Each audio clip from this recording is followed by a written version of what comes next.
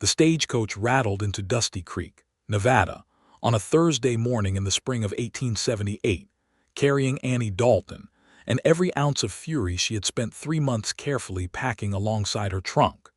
She pressed her gloved fingers to the grimy window and stared out at the town that was supposed to become her home, and the word home sat in her chest like a stone she had swallowed and could not cough back up. Dusty Creek was exactly what its name promised. A single main street of sun-bleached timber storefronts, a church with a crooked steeple, a saloon already loud at 9:30 in the morning, a livery stable, a general store, and a post office barely larger than a wardrobe. A dog slept in the middle of the road with the absolute confidence of a creature that knew no one was coming fast enough to hit it.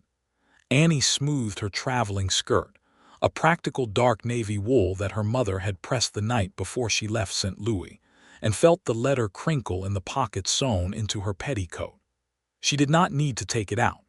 She had memorized every infuriating line of it.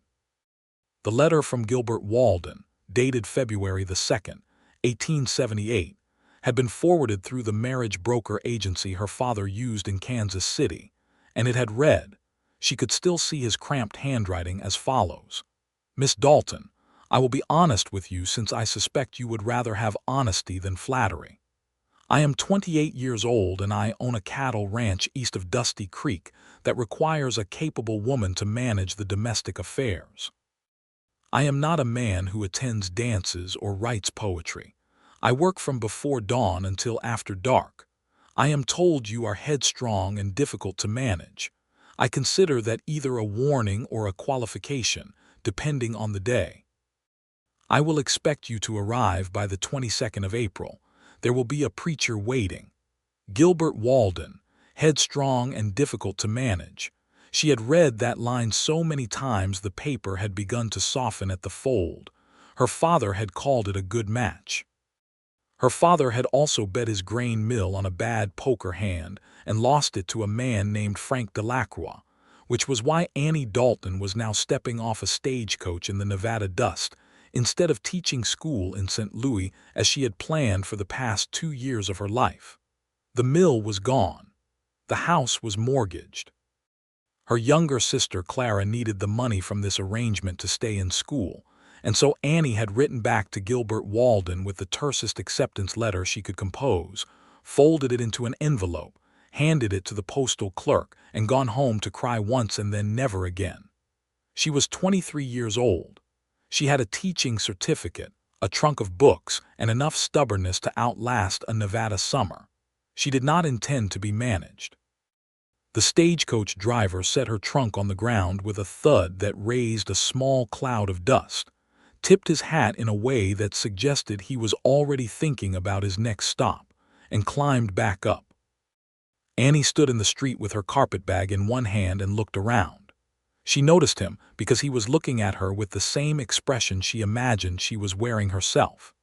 Gilbert Walden was standing on the porch of the general store with his arms folded across his chest and his hat pulled low, and even at a distance she could see the set of his jaw, which was the jaw of a man who had been told things about her and was currently deciding whether those things were accurate.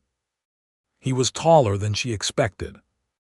The letter had given her no physical description, and the marriage broker certainly had not offered one, and so she had constructed a Gilbert Walden in her imagination who was somewhere between 50 and unpleasant. The actual Gilbert Walden was neither. He was lean and broad-shouldered, with sun-darkened skin and dark brown hair that curled slightly at the edges of his hat. His eyes, when she got close enough to see them, were a deep, steady gray-green, the color of the Missouri River just before a storm. He stepped off the porch and walked toward her. She walked toward him. They met in the middle of the street, which felt absurdly dramatic, like two armies approaching a disputed border. "Miss Dalton," he said. His voice was low and even, not warm. "Mr. Walden," she said. Her voice was clear and controlled, not warm either. He looked at her trunk. "Is that all? There is one more piece on the roof rack. The driver will need to retrieve it." He turned without another word and went to speak to the driver. Annie watched his back and thought, well, at least the broker was accurate about one thing. He was not a man who attended dances. The driver handed down a second, smaller trunk with Annie's books in it, and Gilbert carried both pieces to a wagon waiting beside the general store with the ease of a man accustomed to lifting things considerably heavier. He loaded them into the bed, then turned back to her. "Reverend Hatch is at the church," he said. "We can get the ceremony done this afternoon or tomorrow morning, depending on what you prefer." She blinked. "You are remarkably efficient." "Is that a complaint?" "It is an observation." He looked at her for a moment with those storm-colored eyes. "The broker said you were headstrong." "The broker told you that?" "In his letter. He said you were headstrong and that I should be prepared for argument." Annie tilted her chin up. "The broker told my father that you were cold and disagreeable, and that I ought not expect any warmth or tenderness from you." Something shifted in Gilbert Walden's expression. It was not quite a smile, but it was close to the shape of one. "Well," he said, "it sounds like they earned their fee giving us both something to be angry about." She stared at him. He stared back. "Tomorrow morning," she said, "for the ceremony. I have been in a stagecoach for 3 days and I would like to sleep before I get married." "Fair enough," he said. "Mrs. Garfield runs the boarding house 2 doors down from the saloon. I already paid for a room for tonight." And then, before she could say anything else, he climbed up onto the wagon seat and said, "I'll leave the wagon here so you can get settled. I need to get back to the ranch before the men start something that requires my supervision. I'll be at the church at 9. He glanced down at her. "Anything you need, Mrs. Garfield will know where to get it." He drove away. Annie stood in the street watching the wagon roll east, dust rising behind it in a long trailing veil, and thought that whoever had described him as cold and disagreeable had not been entirely wrong, and she had walked into this situation with her eyes open, and she would not cry about it because she had promised herself she was finished with crying. She picked up her carpetbag and went to find Mrs. Garfield. Martha Garfield was a round, bustling woman in her 50s who had strong opinions about everything and shared them freely, and who had clearly been waiting for the arrival of Gilbert Walden's bride-to-be with the enthusiasm of someone who had been given a new subject to discuss. She showed Annie to a small, clean room with a window that looked out over the backyard, where chickens moved in their unhurried way around a water pump. "You are a brave one," Mrs. Garfield said, setting a pitcher of water on the washstand. "Coming all the way from Missouri to marry a man you've never laid eyes on." "I have laid eyes on him now," Annie said, unpinning her hat. "Briefly, Mrs." Garfield folded her hands together with a knowing look. "He is a good man, Mr. Walden. People around here will tell you that. He is hard and he is quiet and he does not give himself away easily, but he is fair and he is honest, and there is not a soul in this county who would say he did them wrong." "He told me in his letter that he expected capability," Annie said. "Well, he is in luck then," Mrs. Garfield said pleasantly, and bustled out. Annie sat on the edge of the bed and took out the letter again and read it once more, this time without the anger she had been carrying for months, and what she found underneath the anger was something she had been avoiding looking at directly. The fact that he had told her the truth, completely, without attempting to be charming or persuasive. He had told her exactly what her life would be, and he had said nothing romantic because he was apparently not a man who said romantic things, and he had called her headstrong with something that, rereading it now, might not have been contempt. Might have been, depending on the day, a qualification. She folded the letter and put it back in her pocket and looked out the window at the chickens and the Nevada sky, which was enormous and very blue, and did not care at all about her feelings, and she thought, well, she had always been practical. She would be practical about this too. She was at the church at 9 the following morning, wearing her best dress, which was a deep green wool with ivory buttons up the front, and which she had bought herself with her teaching wages before the mill was lost. She had dressed her brown hair carefully and pinned it up, and she had slept reasonably well, and she had eaten eggs and toast at Mrs. Garfield's table that morning with a kind of deliberate calm she was quite proud of. Gilbert Walden was already there when she arrived. He was wearing a clean shirt and dark trousers and had removed his hat, which he was holding in both hands, turning it by the brim in a slow, almost nervous rotation that he stopped when he heard the church door open. He had shaved. The jaw was, if anything, more pronounced without the day-old stubble that had been there yesterday. Reverend Hatch was a cheerful, thin man of perhaps 60 who had conducted, by the look of things, many of these brief frontier ceremonies, and was not the type to add unnecessary embellishment to them. There were two witnesses, a man named Pete Cavanaugh, who was apparently one of Gilbert's ranch hands and had the sunburned, cheerful face of a man who found most things amusing, and Mrs. Garfield, who had appointed herself to the task without being invited and nobody had objected. The ceremony took approximately 12 minutes. Reverend Hatch read the words. Gilbert said his in a low, steady voice. Annie said hers in a clear, steady voice. Gilbert placed a plain gold band on her finger, which fit, which surprised her. He had sent the ring size through the broker, which meant he had thought about it ahead of time, which meant some practical consideration had gone into this that she was choosing to consider a decent sign. Reverend Hatch declared them married in the eyes of God and the territory of Nevada. Pete Cavanaugh grinned. Mrs. Garfield dabbed her eyes. Gilbert and Annie walked out into the morning light together as man and wife, and the distance between them as they walked could have comfortably held another person.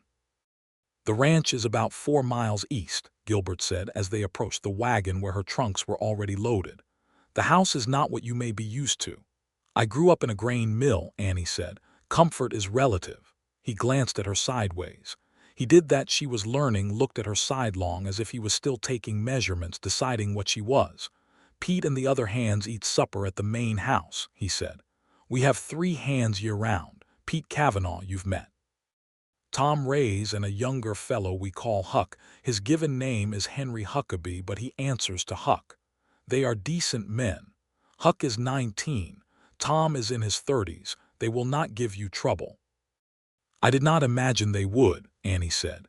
He helped her up onto the wagon seat, which was the first time he touched her, just a steadying hand at her elbow, quick and impersonal, and then climbed up on his side and took the reins.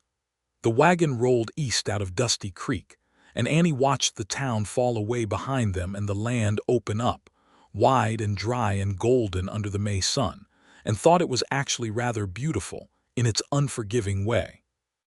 The ranch was called the Walden Place, and it sat in a shallow valley between 2 low ridges, with a creek actually running, which was a pleasant surprise for somewhere called Dusty Creek, cutting along the eastern edge of the property. There was a main house, 2 stories of rough-hewn timber with a porch that ran the full length of the front. There was a barn, considerably larger than the house and considerably better maintained, which told her something. There were several outbuildings, a fenced paddock with 3 horses moving in it, and a bunkhouse set back from the main house by about 50 yards. It was not fancy. It was solid and practical and dusty, and it smelled of horses and hay and the dry Nevada earth warming under the late morning sun. Tom Rays was in the paddock when they pulled in, a quiet, careful man of about 35 with dark eyes and a weathered face who touched the brim of his hat to Annie without saying anything, which she respected. Huck, who was 19 and had the unguarded face of someone who had not yet learned to hide what he was thinking, came out of the barn and stared at Annie with an expression of frank interest. "That's her," Huck said to Pete, who had ridden ahead on horseback. "That is Mrs. Walden," Pete said, with enough emphasis on the title that Huck straightened up. "Pleasure, ma'am," Huck said, with a tip of his hat that was endearingly awkward. "Huck," Annie said, because she had already decided that remembering every person's name and using it was the fastest way to establish herself in an unfamiliar place. The boy blinked as if he had not expected her to remember. She smiled at him, and he went slightly pink. Gilbert carried her trunks in himself without asking for help, and she followed him upstairs to a room at the back of the house that had a window looking east toward the creek. It was clean. The floor had been swept. There was a washstand, a small wardrobe, and a bed with a quilt on it that was old but neatly made. And then she noticed. It was clearly the primary bedroom. There was a second room across the hall with a cot and a lamp that looked like it had recently been slept in, and she understood without being told that Gilbert had moved himself to the second room to give her privacy. She stood in the doorway of the main bedroom and was quiet for a moment. "Thank you," she said, "for the room." "You have more of your things," he said.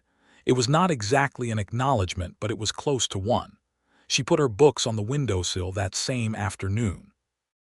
There were 12 of them: Jane Austen, George Eliot, a volume of Shakespeare, a botany text she had bought second-hand, a history of the American frontier that was somewhat ironic given her current location, and several others. She arranged them carefully and stood back and looked at them, and the room looked less foreign with the books in it. She went downstairs and found the kitchen, which was functional but disorganized in the way of a household where no one had been paying dedicated attention to organization, and she rolled up her sleeves and spent the afternoon understanding what was there and what was not. By supper time she had made a proper meal: salt pork, beans cooked with onion and dried pepper, corn bread from a bag of meal she found in the pantry, and a pot of strong coffee. The men came in and sat down at the long table in the kitchen and looked at the meal as if they had not expected it to be what it was, and Pete said, "Well now," in a tone of considerable approval, and even Tom Rays, who appeared to communicate primarily through silence and small nods, nodded with what she could only interpret as genuine satisfaction. Gilbert ate without commenting on the food, and she did not ask him to. But he had a second piece of corn bread. She counted that. The first weeks were a careful negotiation, conducted largely without words, and in some ways more exhausting than outright argument would have been. Annie learned the house: the pump that needed 2 strokes before it produced water, the stove that drew on the left side but not the right, the root cellar with its shelves of preserved goods and the empty spaces where preserved goods should have been but were not. She made lists. She went into Dusty Creek on Saturdays with Huck, who drove the supply wagon and who it turned out was excellent company because he talked enough for 2 people and did not require much contribution from Annie except occasional expressions of interest.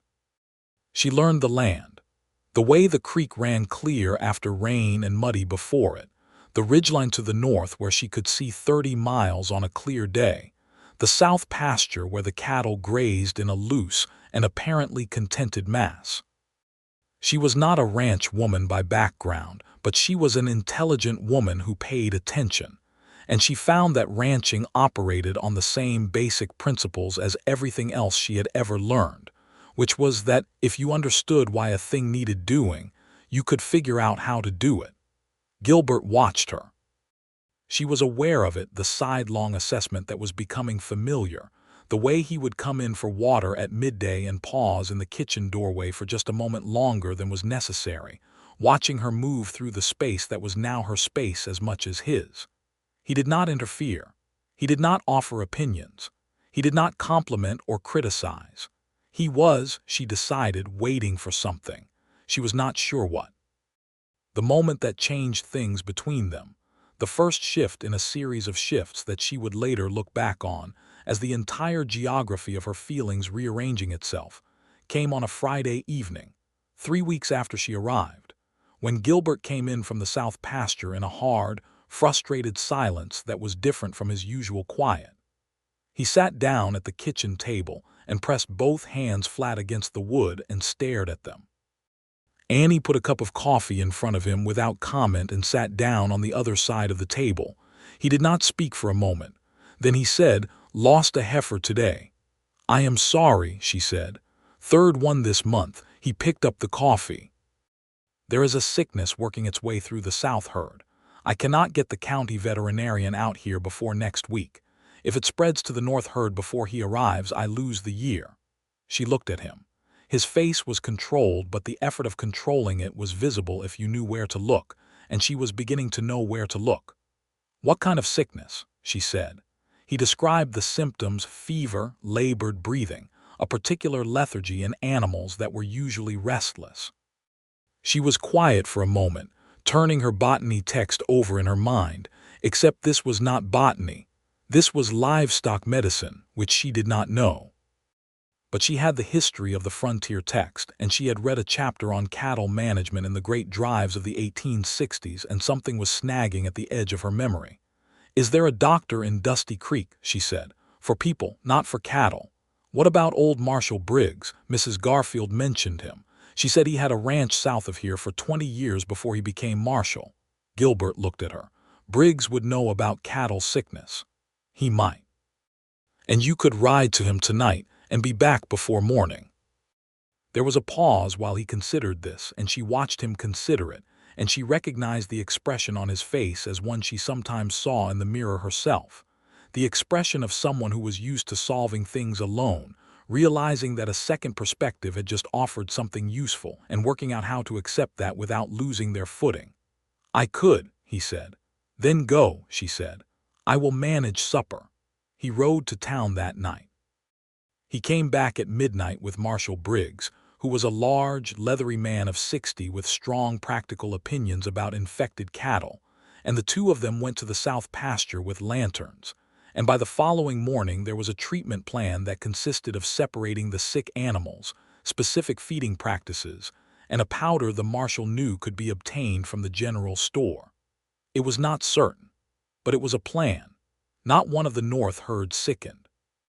The south herd lost 2 more animals over the following 10 days, but 7 recovered, and by the time the county veterinarian arrived he had little left to do but confirm that the crisis had passed. On the evening after the veterinarian's visit, Gilbert came in and sat down at the kitchen table and said, "You thought of Briggs." "It came to me," Annie said. "It was a good thought." That was all he said. But he said it looking directly at her, not sidelong, not with his guard still up, just directly and steadily, and something in the room shifted about 3 degrees, like the way the air changes just before the weather turns. She started reading in the evenings. She had her habit of sitting in the armchair in the front room with a book after supper, and she continued it without apology. And after about 2 weeks, she noticed that Gilbert had stopped going directly to his room after supper and had started sitting in the chair across from hers, sometimes with a book of his own, a battered almanac mostly, or the ranch ledger, and sometimes with nothing. Just sitting quietly in the same room the way 2 people sit together when they are not yet comfortable enough to speak, but are no longer uncomfortable enough to be elsewhere. She read to him once, by accident. She had been reading aloud a passage from Jane Austen. She sometimes read aloud to herself when a passage was particularly good, and had looked up and found him watching her with an expression she could not quite name. "Sorry," she said. "Did that bother you?" "No," he said. Then, after a pause, "What is it about?" she told him. He listened. Then he said, "She sounds like she is making a mistake on purpose." She stared at him, because that was a more perceptive reading of Elizabeth Bennet's situation than most men of her acquaintance had managed. "She is," Annie said. "That is rather the point." He made a sound that was not quite a laugh but was in the same family of sounds. She read to him again the following evening, on purpose this time, and he listened from across the room with the almanac closed on his knee. And this became a habit that settled into the fabric of their evenings so gradually that Annie could not have identified the precise moment it began to feel natural. The first time they truly argued was in the 2nd month, over the matter of the household accounts. Annie had found the account books in a state that would have made her old schoolteacher weep, and she had reorganized them over the course of a week into a system that was clear, current, and showed, very plainly, that the current purchasing arrangement with the Dusty Creek General Store was costing the ranch approximately 15% more than it should, because Gilbert had been paying Harlan Scovey, who owned the store, on credit at terms that Scovey had quietly amended in his own favor 2 years prior, without mentioning it to anyone. She brought this to Gilbert at breakfast one morning, setting the account books in front of him with the relevant pages open, and explained what she had found. He looked at the numbers, then he looked at her. Where did you learn to read accounts? My father had a mill. I kept his books from the time I was 16. Why didn't you tell me you could do this? She raised her eyebrows. You did not ask. He was quiet for a moment, which she was learning to distinguish from his other kinds of quiet. This was the tight, controlled quiet of a man who was processing something that unsettled him, not the comfortable quiet of a man who had nothing to say. I have been paying Scovey on those terms for 2 years, he said. Yes, he closed the account book. I will speak to Scovey today. I already drafted a letter, Annie said, and set the letter beside the account book. He read the letter. His jaw was tight, but his eyes were moving through the words with care, and when he finished he set it down and looked at her with that direct, measuring look. This is good, he said. It is firm but not accusatory. Accusations require proof of intention, she said. I can prove the number but not the mind. The letter addresses what needs addressing without making claims we cannot support. He picked up the letter and folded it. He was about to say something and she was not sure what it was going to be, and then Huck knocked on the door about a fence issue in the east pasture and the moment dissolved. But before he went out, Gilbert looked back at her from the doorway and said, "You should have told me about the account sooner. You should have asked what I was capable of sooner," she said. He went out.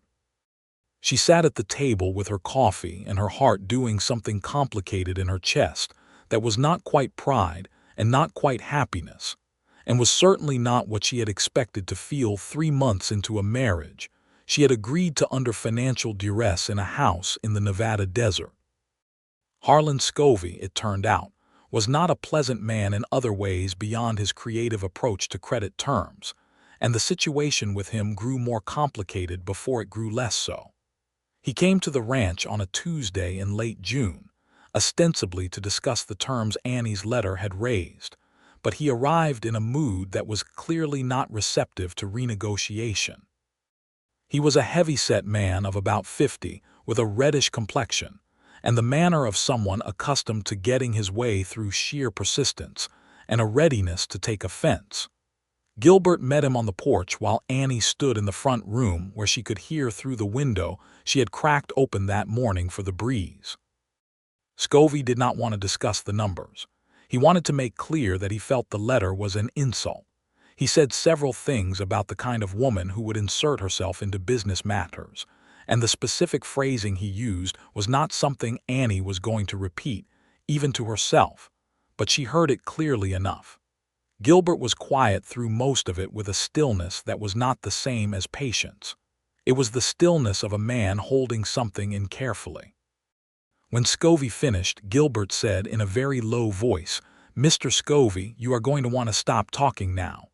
There was a pause.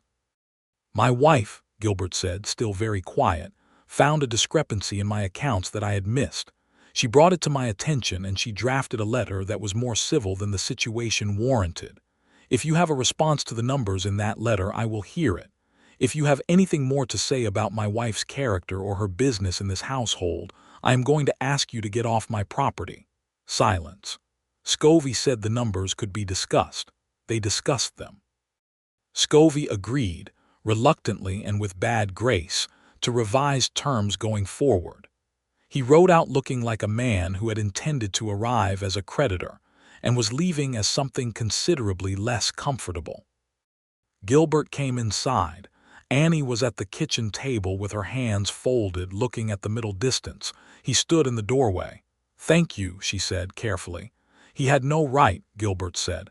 "He said what a great many people think," she said, "that a woman's business is the kitchen and nothing else." "He was wrong," Gilbert said. She looked at him then, fully, and he was looking back at her. And in the clear afternoon light through the kitchen window she could see his face without the guard that was usually there. Just for a moment something open and genuine and a little surprised at itself. "I know you were not the man I would have chosen," he said, and she opened her mouth, but he kept going. "And I know I was not what you expected when you stepped off that stage, and I know the circumstances of this are not what either of us would have wished for." He stopped, picked up his hat from the hook by the door and turned it in his hands.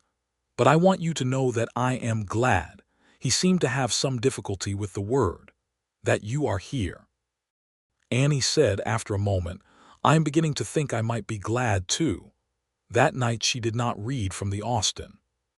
She sat in her chair and he sat in his, and he told her, unprompted, about his father, who had built the ranch in 1859 when Gilbert was 9 years old, and had driven cattle up from Texas, and built the house with his own hands and 2 hired men, and had died in 1871 of a fever, leaving the ranch to Gilbert at 21, too young and too stubborn to ask for help, and too proud to admit he did not always know what he was doing. She told him about her father's mill, about the sound of it in the mornings, the way it smelled of grain dust and river water, about the day she came home from school and found her father sitting at the kitchen table with his face in his hands, and how she had stood in the doorway and already known from the shape of him that something was irreversible. "I was not angry with him," she said. "I was angry at the situation. But my father is a good man who made a bad choice." "And you paid for it," Gilbert said. "Clara will stay in school," Annie said. "That is what matters." He was quiet for a moment. Then, "The broker told me you had a sister. That the money from this arrangement was for her schooling." "Yes. I want you to know," he said, "that the payment was made in full to your father when we signed the contract. Whatever happens, whatever you think of all this, your sister's schooling is secured." She had known this, technically, because the broker's agreement had stated it. But hearing him say it, sitting across from her in the lamplight, saying whatever you think of all this with a rawness that was clearly not comfortable for him, she felt something in the careful architecture of her defenses develop a crack that she suspected was not going to close. "Thank you, Gilbert," she said. He looked up when she used his given name, because she had been using his surname for months, and they both recognized what the shift meant.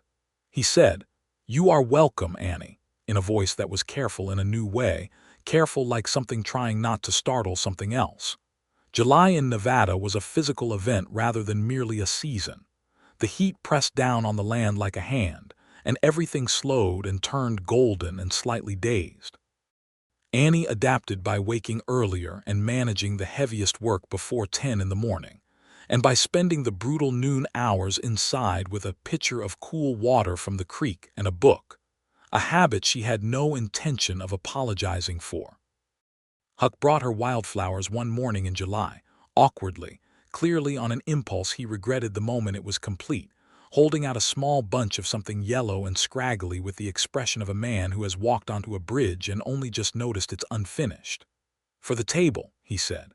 "Tom said the previous that nobody ever put flowers on the table." "Thank you, Huck," she said, and put them in a jar of water on the windowsill, and Huck went out looking considerably relieved. That evening, Gilbert looked at the flowers on the windowsill and said nothing, but there was a quality to his silence that was different, a softness to it that had been appearing more frequently, and that she had stopped trying to analyze and started simply noting. The 4th of July brought a celebration to Dusty Creek, a small one, as frontier celebrations went, but genuine, with a bonfire in the central square and music from a fiddle player named Ezra who was old enough that he had probably been playing that fiddle since before the war, and food tables set up by the townswomen, and a great deal of laughter and general goodwill.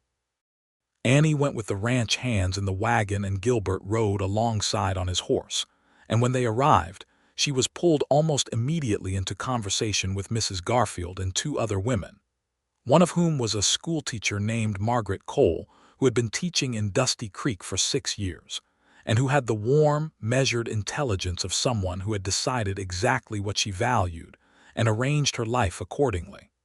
Annie liked Margaret immediately. They found a spot on the edge of the celebration and talked for an hour about books and teaching and the peculiarities of the Nevada landscape, and it was the best conversation Annie had had since leaving St.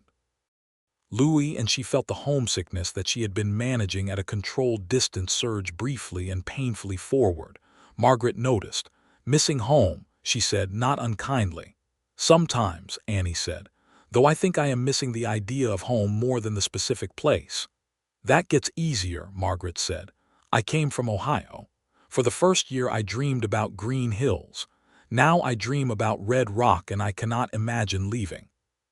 She glanced past Annie toward where Gilbert was standing with Marshal Briggs and a group of men, deep in conversation about something that involved a lot of gesturing toward the hills. "He is a good man," Margaret said. "He helped my students last winter when the school roof was damaged in a storm. Came out with Tom and Huck and repaired it without being asked. Never said a word about it." Annie looked across at him. He was listening to Marshal Briggs now, his hat tipped back slightly, and in the firelight he looked less guarded than usual, more ordinary, more fully human. She thought about a man who repaired a schoolhouse roof without being asked and did not mention it.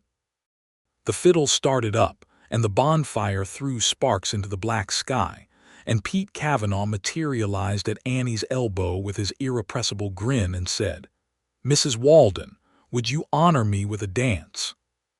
She laughed, which surprised her, and let Pete pull her into the ring of dancers. She was not a brilliant dancer, but she was not a bad one either, and Pete was enthusiastic if imprecise, and they managed a credible revolution around the bonfire before the song ended. When she turned around, Gilbert was standing a few feet away, watching her. The firelight was in his eyes and the expression on his face was, she could not quite read it, which was interesting, because she was getting better at reading him. "I do not dance," he said. "Mrs. Garfield mentioned that," she said. "Would you," he stopped, started again. "Would you like to walk along the creek? It is cooler there." It was such a simple question, asked in such a careful way, that she felt her heart move like something waking up from a long sleep. "Yes," she said, "I would like that." They walked along the creek bank in the warm dark, the sound of the fiddle following them at a distance, and the water catching the moonlight in fragments. Gilbert walked with his hands in his pockets and his eyes on the water, and for a while neither of them said anything, and it was the comfortable kind of silence, the kind that means both people are at ease. Then he said, "You were smiling when you danced." "Dancing tends to produce that effect," she said. "I have not seen you smile often," he said. "My fault, I think." She looked at him, but he was still watching the water. "Not entirely," she said. "I was not ready for this," he said, "for any of it. I agreed to the arrangement because the ranch needs, because I thought I needed someone to manage the household, and I was being practical about it, and I told myself that was enough." "And now," she said. He was quiet for a long moment. The creek moved. The fiddle played something slower now, drifting through the warm dark. "Now I think I was being an idiot," he said, and his voice had something in it she had not heard before, a rawness that was the sound of someone saying a true thing that costs them something. She stopped walking. He stopped too. They were face to face in the moonlight, and she could see his expression clearly, and what was in it was not complicated. It was simply, very plainly, that he had feelings for her that had overtaken his careful practicality, and he did not quite know what to do with them. "Gilbert," she said, "I know this is not what you wanted," he said. "Any of it. You had a life, you had a plan, and circumstances forced this on you, and I was not warm about it when you arrived." "I was not, you were honest," she said. "I could have been honest and kinder," he said. She was quiet for a moment, looking at the water. "I came here furious," she said. "I had decided what I thought of you before I arrived, and I was prepared to be miserable about it, and I would have found a way to stay miserable for a very long time if you had given me the right reasons." She paused. "You kept not giving me the right reasons." He looked at her. There was the start of that almost smile. "You defended me to Scovey," she said. "You keep the ledgers honest and the hands fair, and you repaired Margaret Cole's schoolhouse roof without telling anyone. You gave me the better room and moved yourself to the cot. You listened when I thought of Briggs and saved the herd." She stopped. "These are not the actions of a cold man." "I am not good with words," he said. "I know," she said, "but you are good with actions, and it turns out that matters considerably more." He was very still, the way he went still when something was important. "Annie," he said, and then he did not say anything else for a moment, and she understood that she was waiting to see if he would close the distance between them, and he was working out whether he had the right. She took a step toward him, because she had not come 1,200 miles to wait for someone else to decide things. He was not hesitant after that. He kissed her with a careful deliberateness that became less careful fairly quickly, and the moonlight was on the creek, and the fiddle was somewhere in the warm dark, and she put her hand against his chest and felt his heart beating under her palm, fast and steady and very real. When they stepped apart, he kept her hand in both of his and looked at her with an expression that was entirely new, open and wondering and a little stunned, the expression of a man who had been expecting to endure something and instead found himself somewhere else entirely. "Well," he said. "Well," she said, and the smile that broke across her face was not the careful, controlled smile she had been managing for months. It was a real one. They walked back to the celebration hand in hand, and Pete Cavanaugh saw them coming and said nothing, which was the most tactful thing he had ever done in his life, and Mrs. Garfield saw them and put her hand over her heart with an expression of the deepest satisfaction. The summer changed after that. Not the heat or the work or the long days of practical labor that made up life on a Nevada cattle ranch, but the texture of it, the way it felt from the inside. Gilbert was not transformed into a man who wrote poetry or attended dances. He remained who he was, steady, capable, quiet, driven by a fundamental honesty that extended to everything he touched. But there was a warmth now that had previously been buried under the fortifications of a man who had been alone a very long time and had built his self-sufficiency as both a tool and a defense. He started leaving wildflowers on the kitchen table. Not with any ceremony or explanation. They would simply be there in the morning when she came down, a small bunch of whatever was blooming along the creek that week, in the same jar Huck had used. And the first time she saw them, she stood very still and felt the crack in her defenses widen into something that could not be repaired, and she had stopped wanting to repair. He rode into Dusty Creek on a Tuesday without telling her why, and came back with a parcel that turned out to contain 2 new books, a collection of poems by William Cullen Bryant, and a novel she had mentioned once, offhandedly, that she had always meant to read. She had mentioned it exactly once, 3 weeks prior in passing. She held the books and looked at him, and he was looking at the middle distance with a studied casualness that she found almost unbearably charming. "You remembered," she said. "You said you wanted to read it," he said, as if this were simply factual, as if he had not ridden 8 miles to a general store and specifically asked for 2 books on the basis of a single casual conversation. "Gilbert," she said. "What?" he said. She put both books down on the table, stepped up to him, and kissed him with a directness that apparently surprised him, and then he laughed a full, genuine laugh, the first she had heard from him, and it changed his entire face, opened it up, made him look like the 28-year-old man he was instead of the man in his 40s he sometimes wore himself as. She put her hand against his jaw. "That," she said, "is a very good sound." "What is?" he said, still smiling. "Your laugh," she said. "I want to hear it more." He kissed her again more slowly and said against her hair, "I will see what I can do." The late summer brought its own rhythms. Annie had settled fully into the ranch now, not as an interloper managing someone else's house, but as a genuine partner in the operation of it. And Gilbert had stopped making decisions without discussing them with her, which she recognized as a significant thing for a man of his self-sufficient habits, and appreciated accordingly. She had improved the household accounting to the point where they could see at a glance what the ranch was earning and spending, had renegotiated the supply arrangement with Scovey's competitor in the next town, and had started a kitchen garden that was producing tomatoes, squash, and more beans than 5 people could reasonably eat. She also started teaching.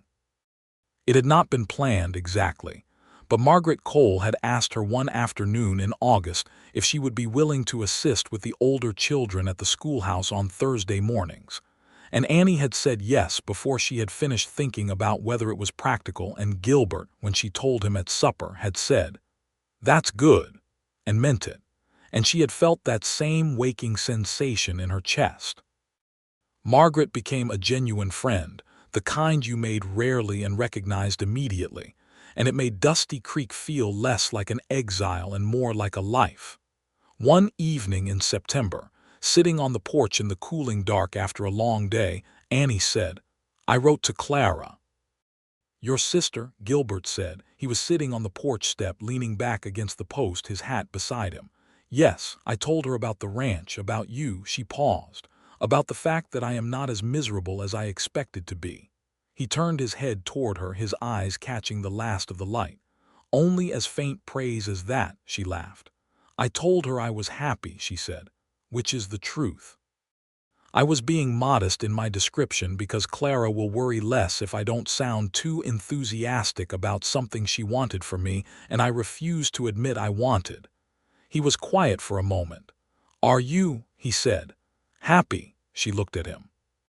The ranch was quiet around them. The horses settled in the paddock, the creek running somewhere in the dark, the stars beginning to appear in the enormous Nevada sky. "Yes," she said, "I am. Genuinely." He reached up and took her hand where it rested on the arm of the chair and held it without saying anything, and they sat together in the cooling dark while the stars came out one by one, and the land they were going to spend their lives on breathed quietly around them. She said after a while, "Do you remember what you said when I arrived? You said let us prove them right together. The broker said I was headstrong. He said you were difficult." "I remember," Gilbert said. "I think we have done the opposite," she said.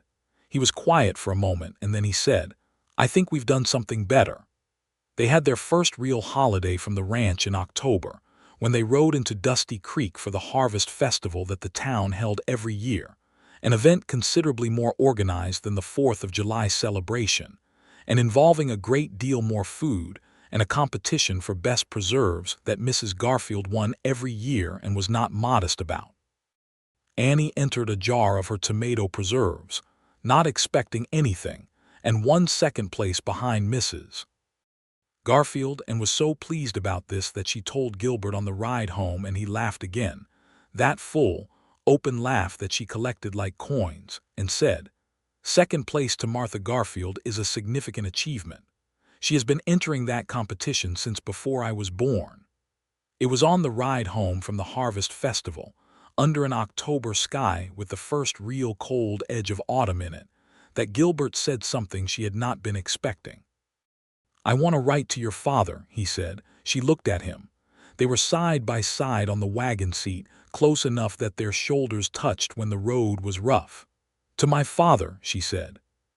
"I want to tell him that you are well, that you are—" He paused, and the pause had that quality again, the quality of someone saying a true thing at a cost. "I want him to know that you are valued here, not just useful, valued." Annie was quiet for a long moment, watching the road ahead of them, the golden Nevada land rolling on either side. "He will be relieved," she said finally. "He has been carrying a great deal of guilt." "I know," Gilbert said, "which is why I want him to hear it plainly." She reached over and took his hand where it rested on his knee, and he turned his palm up and folded his fingers around hers. "Write to him," she said. "He will appreciate it." Gilbert wrote the letter that evening, at the kitchen table, with Annie reading across the room and occasionally glancing over to find him staring at the paper with the expression of a man for whom written communication did not come easily. She did not offer to help because she understood this was something he needed to do in his own words. The letter took him 2 hours. He sealed it and set it by the door for Pete to carry to town in the morning. 3 weeks later, a letter arrived from her father. It was long and it was apologetic, and it was full of the kind of love that does not often know how to say itself plainly. And Annie sat at the kitchen table and cried for the first time since she had arrived in Nevada, which was a different kind of crying than she had expected.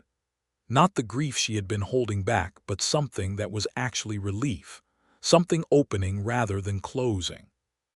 Gilbert found her there and did not ask what was wrong, simply sat down beside her and put his arm around her shoulders, and she leaned her head against him and held the letter and let herself feel the full weight of the past year being lifted. "He is all right," she said. "He says the debt is manageable now, and Clara is doing well in school." "Good," Gilbert said quietly into her hair. He says he wants to come visit in the spring, she said. He is welcome, Gilbert said. We have the room. She looked up at him. He was watching her with those storm-colored eyes, steady and warm and entirely hers now. And she thought about the woman who had stepped off a stagecoach 8 months ago with a trunk full of books and 3 months of carefully packed fury. And she thought about the man who had been standing on the porch of the general store with his arms folded and his jaw set, and his own set of preconceptions ready to be proved. And she thought that whoever had set them up with warnings and suspicions had perhaps done them, in the most backwards and unlikely way, a very good turn. She put her hand against his cheek, and he turned his face into it slightly, like something that had learned to accept warmth and was no longer surprised by the desire for it. The winter of 1878 into 1879 was cold but manageable, as Nevada winters went less brutal than the northern territories but sharp enough to be taken seriously, with nights that dropped hard below freezing and mornings of frost on the creek. Annie had grown up with Missouri winters and was not frightened of cold, and she and Gilbert had laid in enough supplies in autumn to be comfortable. And the house, which she had spent the summer and fall gradually making livable in ways that went beyond mere function, was warm and good. She had made it her own now, unmistakably, the books on their shelves, the herbs she had dried and hung in the kitchen, the quilt she had started working on in the evenings when reading required too much from her eyes, the small details that accumulated into the particular identity of a home that is genuinely inhabited by someone who loves it. There were evenings that winter when the wind was up and the fire was going, and Gilbert was reading from the almanac.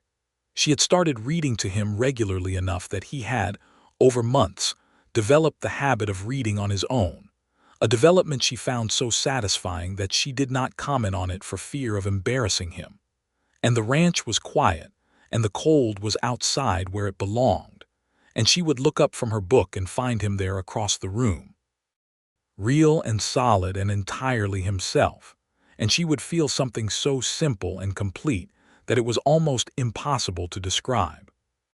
She tried to describe it to Margaret one Thursday in February when they were sitting after the schoolchildren had gone and the classroom was quiet.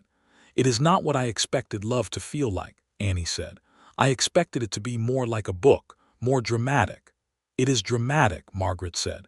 "It is just that it is dramatic in the quiet moments as well as the large ones."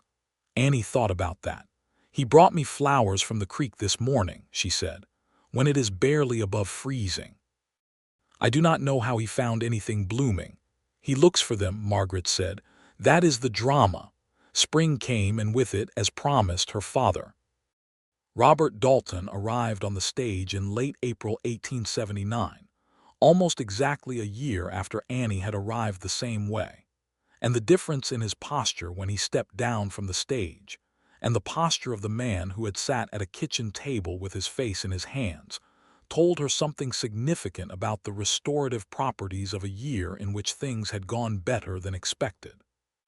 He was a compact, gray-haired man with Annie's same brown eyes and Annie's same habit of looking directly at people, and when he shook hands with Gilbert on the porch of the general store where they met him, Annie watched the two of them assess each other with the shared quality of men who paid attention to what hands told you.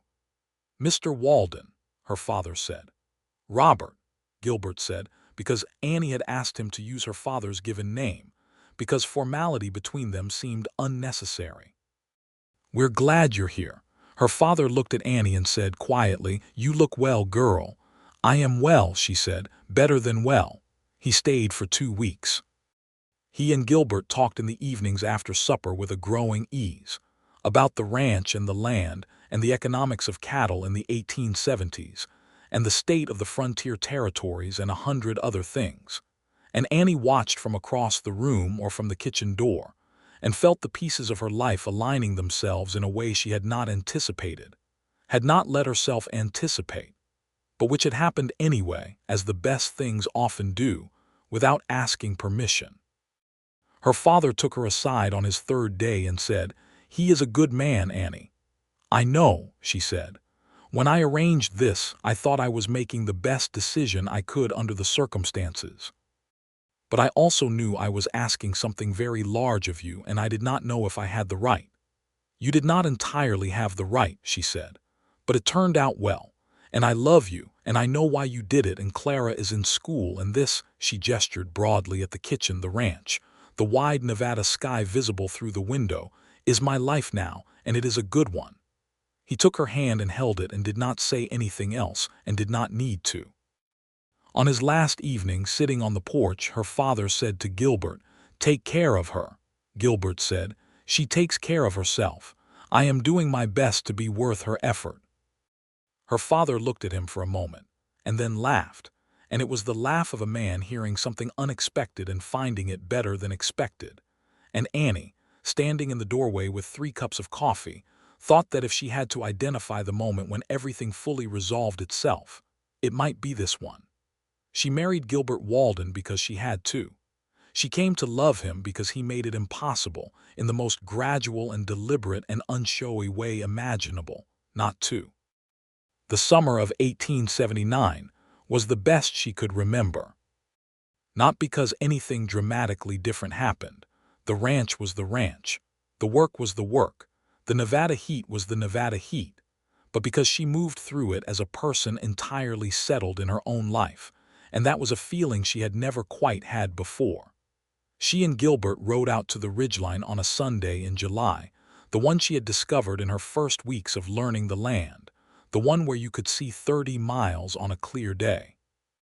They sat on a flat rock with the horses grazing behind them and the whole wide land spread out below, red and gold and infinite. "I want to tell you something," Gilbert said. "All right," she said. He was quiet for a moment in the way he had when the thing he was going to say mattered. "When the broker wrote to me about the arrangement," he said, "he described you as headstrong and difficult, and he said you were being sent because your family had fallen on hard times and you did not have much choice. And I thought that meant you would be angry and resentful, and I told myself it did not matter because I only needed someone capable. And," she said. "And I was right that you were capable," he said. "I was entirely wrong about everything else." She looked at him, the man she had arrived furious at and intended to endure and had instead, without quite planning to, built a life with. "I was wrong too," she said. "You were not cold, you were just you, and it took me time to learn you, but once I did," she paused. "Once you did," he said. "Once I did," she said, "I could not imagine not knowing you."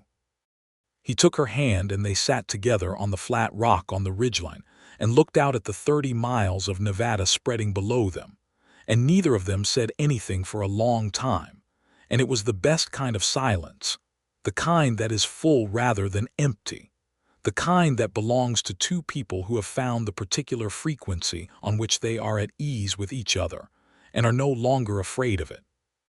They came back down the ridge in the late afternoon, and the ranch was below them in the shallow valley, with the creek running silver at its edge, and Huck was in the paddock doing something industrious, and Tom was in the far pasture, and Pete was on the bunkhouse porch with his coffee, and the whole scene had the quality of a picture of a thing that was genuinely good. She found out in October that she was expecting. She told Gilbert on a Tuesday evening after supper, when the kitchen was quiet and the light was warm and steady, and she had spent 3 days deciding how to say it and had eventually determined that there was no particular technique required. She simply said, "I think we are going to have a child. In the spring." He was quiet for a long moment. She watched his face move through several expressions she did not have words for. Then he looked at her, and what was in his eyes was so uncomplicated and so warm that she felt tears start in her own, which surprised her because she had been planning to be composed about this. He crossed the kitchen and put his arms around her, and she put her face against his chest and heard his heart doing its fast, steady beat, and he said into her hair, "Are you well?" "Very," she said. "I did not expect," he said. "Neither did I," she said. "Not this soon." He held her for a long moment and then stepped back to look at her with his hands on her shoulders and said, "You should not be carrying anything heavy." "Gilbert," she said, "I mean it. I know you mean it." I also know that women on Nevada ranches have been managing pregnancies for as long as there have been Nevada ranches, and that I am healthy and capable, and that attempting to prevent me from carrying anything heavier than a teacup for the next 6 months will create a domestic situation that will be challenging for both of us." He looked at her, that almost smile. "You are not going to let me fuss." "I am going to let you be kind," she said. "Fussing is different." He agreed to kind rather than fussing, and managed it fairly well, which meant that over the following months he quietly took over the heavier outdoor tasks without comment, ensured she had what she needed before she thought to ask for it, and was present in the middle of the night when the nausea was bad, without complaint, without discussion of it in the morning, simply present in the way that was his particular gift. She wrote to Clara, who was finishing her second year of school and planning to become a teacher herself, and Clara's reply was so full of joy and capital letters that Annie read it aloud to Gilbert and he laughed. She wrote to her father, who replied with a letter that she could tell had been written in considerable emotion and edited for restraint. Margaret Cole came to visit on Thursday evenings with the frequency of a woman who had decided she was going to be as useful as possible in the preparation for this event, and who had useful opinions about most things. The winter of 1879 into 1880 passed in this way, the daily work of the ranch, the Thursday evenings with Margaret, the evenings on the porch or by the fire reading, and the steady quiet of a life that had found its shape and was living within it with something that was, simply and genuinely, contentment.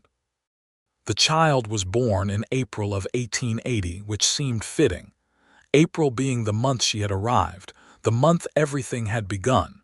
It was a boy.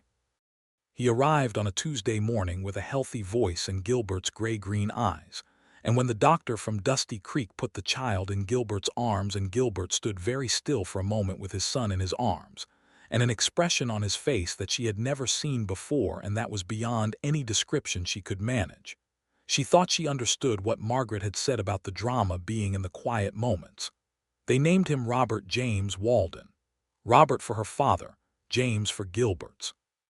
Her father came for the christening and stayed 3 weeks. He held the baby with the practiced ease of a grandfather, and Gilbert watched him with the particular attention of a man who had not had a father since he was 21 and who, she thought, was filing away the evidence of how one was properly done. Dusty Creek turned out to be exactly the kind of community that surrounded a new baby with an enthusiasm that was somewhat overwhelming and entirely kind. Mrs. Garfield arrived with preserved goods enough to last the summer. Pete Cavanaugh grinned wider than she had thought his face could manage. Tom Rays presented a small carved wooden horse that he had apparently been working on for months, and that was beautifully made, which revealed a side of Tom Rays that no one had bothered to mention, and which Annie found extremely touching. Huck, who was 21 now and had grown into himself somewhat, arrived with a bunch of wildflowers and said, "For the table," which was exactly what he had said the first time, and she loved him for the continuity of it. The summer of 1880 was the ranch and the baby and the heat and the creek, and the long days of work and short nights of broken sleep, and all of it was alive and full in a way that was too large and present to be summarized, and could only be lived through, which they did. Gilbert was not a man who cooed or sang nursery rhymes. He was a man who carried Robert in the crook of his arm while he looked at the ranch ledger and talked to the baby in a low, steady voice about cattle management and the price of feed, which was, Annie thought, an entirely Gilbert thing to do, and which the baby appeared to find completely satisfactory. She taught at the schoolhouse on Thursdays and had started teaching a Friday afternoon class as well, because Margaret needed the assistance, and because Annie had found, as the months went on, that teaching was not something she had given up when she left St. Louis, but something she had brought with her, and which had simply needed the right place to continue. She had also, by the end of 1880, taken over the full ranch accounting, and had begun writing to a cattle buyer in Sacramento, who was offering prices considerably above what the Nevada buyers were offering. Gilbert had looked at her initial correspondence with the Sacramento buyer with an expression of impressed discomfort, the discomfort of someone who is being shown that their business has been leaving money on the table, and then had said, with complete honesty and no resentment, "How did you find him?" "Margaret's brother is a merchant in Sacramento," Annie said. "He made the introduction." "You have been building a network," Gilbert said. "I have been paying attention," Annie said. He smiled at her, fully, with his whole face, the way he did now with a frequency that still made her feel she had discovered something rare. The Sacramento arrangement worked out well. The fall cattle sale of 1880 brought in 20% more than the previous year, and Gilbert took the household accounts book and looked at the numbers for a long time and then looked at Annie and said, "I want to expand the north pasture fence in the spring. Can we do that?" She looked at the numbers. "Yes," she said, "and we can hire a fourth hand." "I was thinking that," he said, "someone who can also fix the barn roof. It needs attention." "I noticed," she said. They sat at the kitchen table and talked through the ranch finances with the ease of two people who had been doing this together long enough that it felt like a single mind working in two bodies. And Robert slept in his crib in the corner. And the Nevada night was quiet outside. And this was, Annie thought, the life she had come here furious to endure, and had ended up building into something she would not trade for any other. The preacher said, when they renewed their vows on their second anniversary, it had been her idea, and Gilbert had agreed without argument, which told her everything she needed to know about how far they had come from two people meeting in the middle of a dusty street in 1878. The preacher said, "Do you take this man as your husband with full knowledge of who he is?" And Annie said, "I do, absolutely and completely." And Gilbert said, when it was his turn, with a feeling in his voice that she could hear underneath the steadiness, "I do, for the rest of my life and gladly." Mrs. Garfield cried, Pete Kavanaugh grinned, Tom Rays nodded.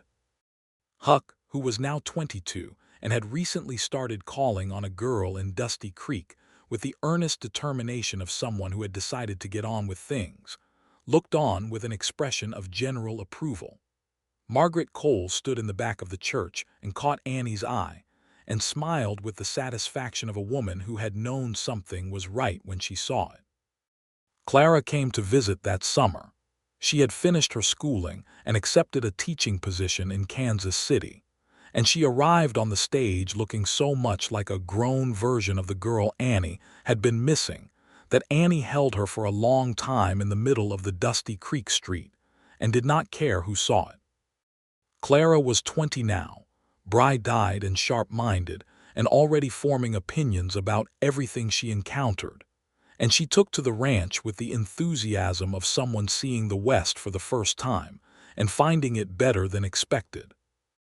She and Gilbert, who had never met, regarded each other across the kitchen table on the first evening, with a mutual wariness that resolved itself within approximately 3 days into a comfortable mutual respect, because Clara was perceptive enough to see Gilbert clearly, and Gilbert was perceptive enough to see that, and they arrived at a kind of understanding that made Annie watch them from the doorway with a heart so full it was almost uncomfortable. Clara held Robert and played with him and said, "He has your chin." "He has Gilbert's eyes," Annie said. "He is very serious for someone his age," Clara said. "He comes by it honestly," Annie said. Clara left after 3 weeks, and Annie walked her to the stage and held her again and said, "Write to me." "Every week," Clara said. "You write back." "Always," Annie said. She watched the stage pull out of Dusty Creek and thought about distance and love, and the way that people you loved remained part of your life even when the miles between you were considerable.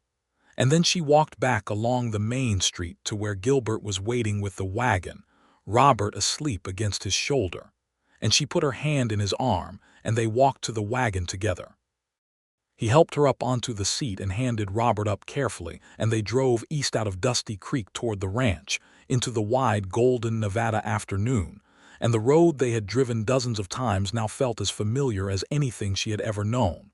"She is a good woman, your sister," he said. "She is," Annie said. "She is going to be an excellent teacher." "She has your habit of paying attention," he said. "Our father taught us that," Annie said.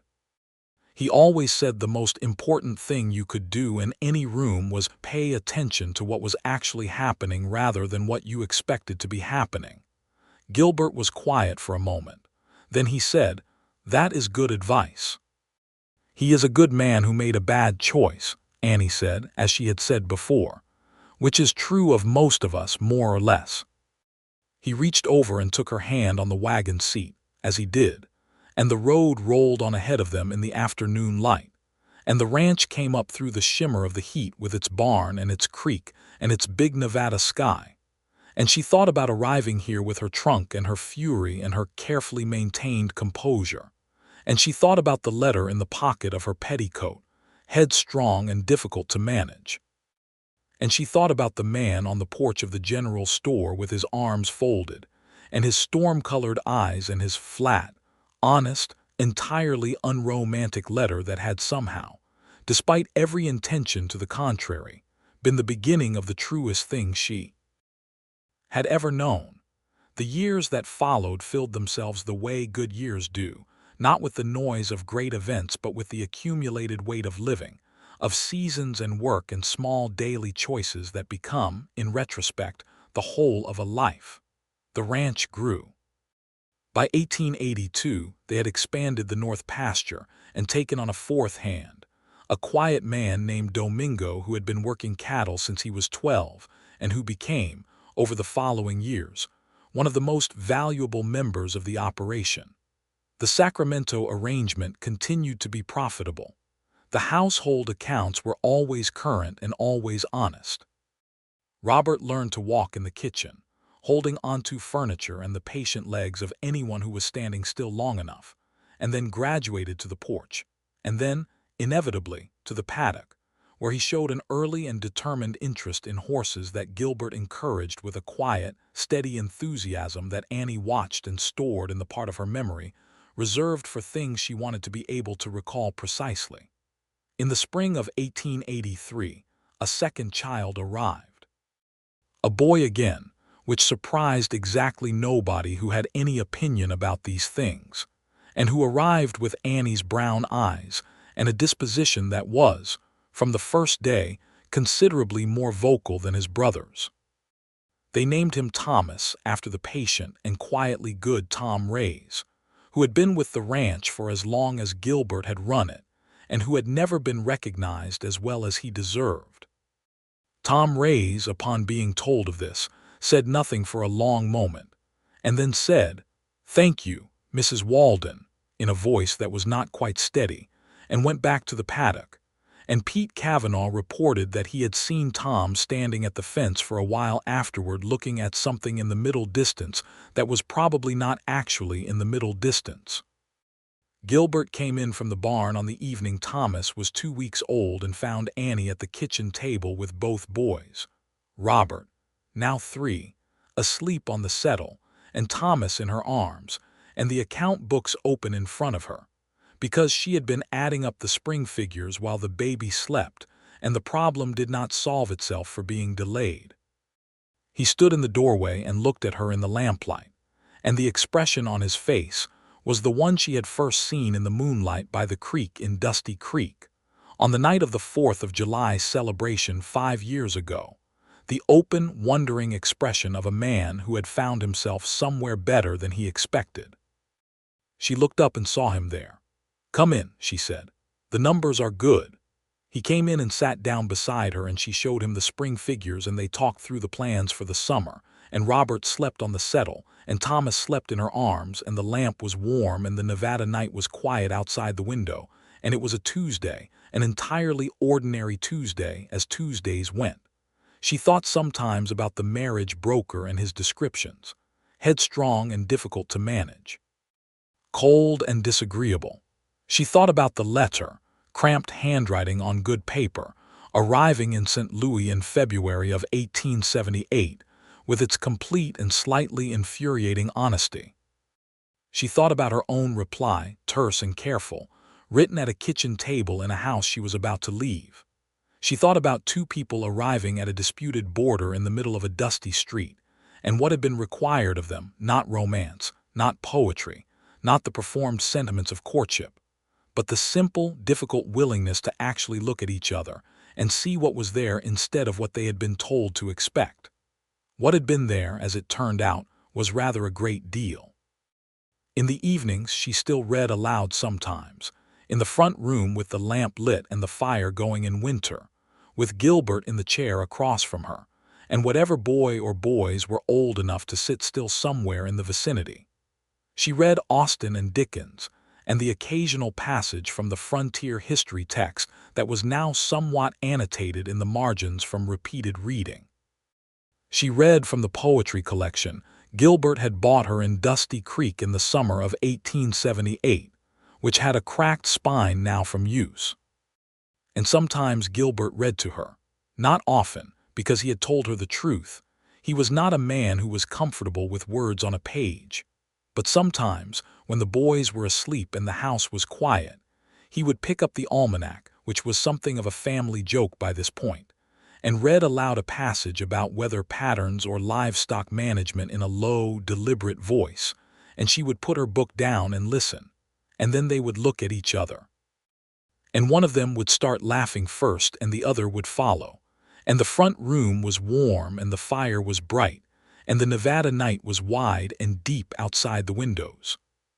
She wrote to Clara every week without exception, and Clara wrote back with her usual precision and warmth, full of news about her school and the city and the people she was meeting, and eventually, by 1884, about a young man named Daniel who was a lawyer, and who Clara described with an increasingly elaborate casualness that Annie recognized immediately.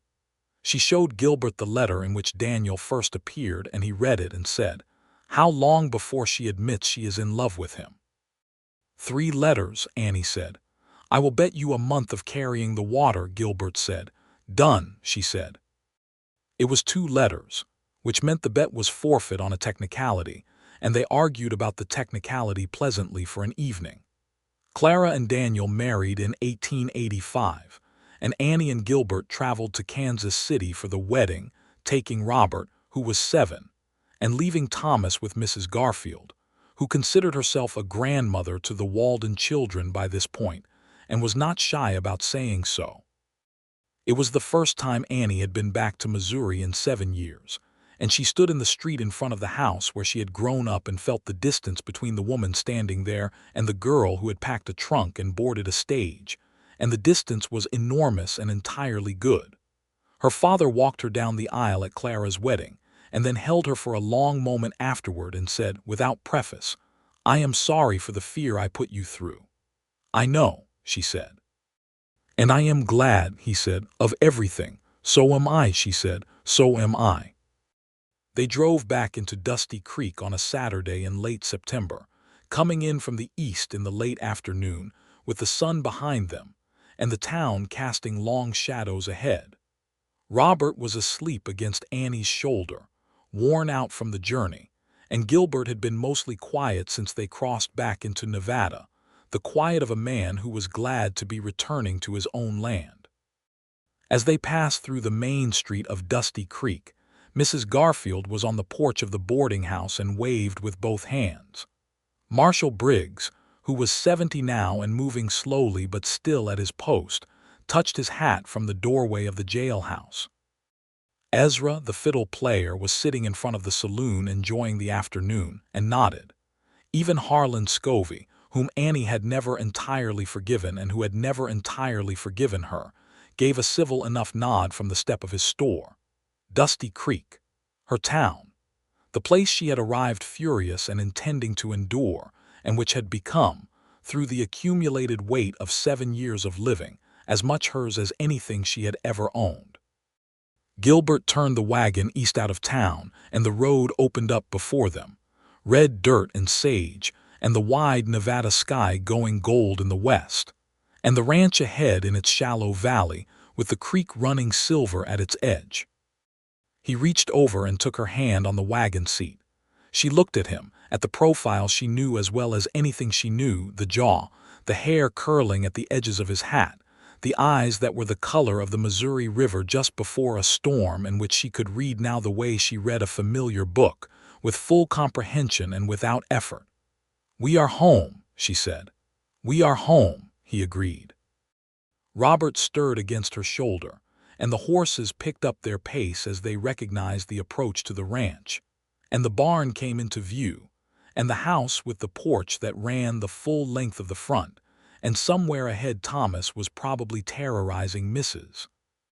Garfield's chickens, and Pete Cavanaugh was probably on the bunkhouse porch with his coffee, and Tom Ray's was probably in the paddock with the horses, and the account books were on the kitchen table, and the books were on their shelves, and the kitchen garden had needed weeding before she left and would need it more now. All of it was there. All of it was hers, and his, and theirs. Built from a letter and a stagecoach, and a dispute over a credit arrangement, and two people who arrived at each other with warnings instead of introductions, and proved every single one of those warnings spectacularly wrong. She pressed her hand into Gilbert's and felt him press back, steady and warm and sure, and the wagon rolled on down the last of the road toward home, and the Nevada sky was enormous and very blue, and the world was everything she had made of it, and it was more than enough. It was everything. It was, she thought, with the full and unguarded certainty of a woman who had been paying attention, the best possible version of a story that had started in the worst possible way, and that was, in the end, the truest thing she knew about love. That it did not always arrive the way you expected, and it did not always feel the way you imagined, and it required of you not the performance of feeling but the willingness to actually see and be seen, to be wrong about a person, and let yourself find out you were wrong, to be headstrong and difficult and present and honest until what you had built together was something neither of you could have built alone. She had arrived to wed a man she was certain she hated. He had heard the same about her and said, "Let us prove them right together." They had proven nothing of the kind. They had proven something considerably better. And the proof was in the children, and the ranch, and the creek, and the books on the shelf, and the wildflowers in the jar on the windowsill, and the account books on the kitchen table. And every evening they had sat across from each other in the lamplight, while the Nevada night breathed quietly around them and said, without words, in the reliable language of two people who have chosen each other fully and freely and without reservation, "I am glad. I am glad. I am glad it was you."